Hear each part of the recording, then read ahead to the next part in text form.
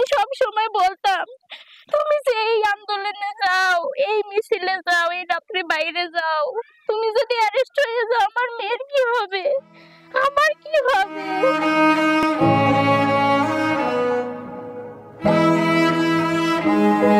লাস্টের দিন আমি ওদের বের হইতে দেব না, আমি কই আজকে তুমি বের হইও না।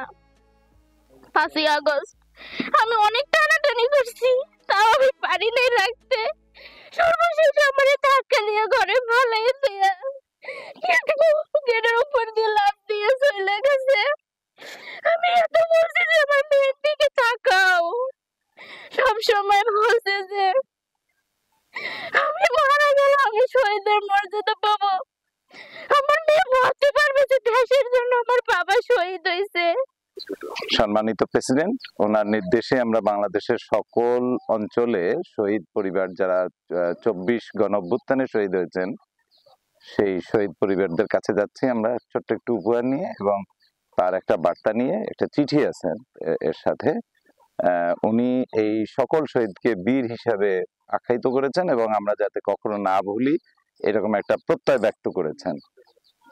তো বিভাগীয় পর্যায়ে, বরিশাল বিভাগীয় পর্যায়ে আমরা 129 জনকে আমরা এই উপহারটা দেওয়ার প্রত্যয় আছে আমাদের। আমরা এর মধ্যে আজকে শুরু করেছি, আজকে বরিশালের জেলা পর্যায়ে আমরা দিচ্ছি এই মুহূর্তে।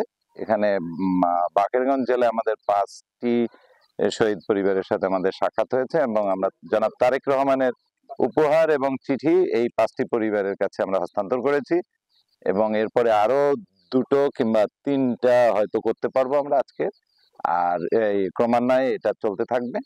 আমরা বরিশাল বিভাগের, আপনারা নিশ্চয়ই এতক্ষণে জেনেছেন যে 129 জন আমাদের শহীদ পরিবারের সাথে সাক্ষাৎ এবং তাদের খোঁজ খবর নেওয়া, এবং জনাব তারেক রহমান, এই জিয়া রহমান ফাউন্ডেশনের সভাপতি, যিনি বিএনপির ভারপ্রাপ্ত চেয়ারম্যান, তার পক্ষ থেকে ঈদ উপহার নিয়ে আসছি।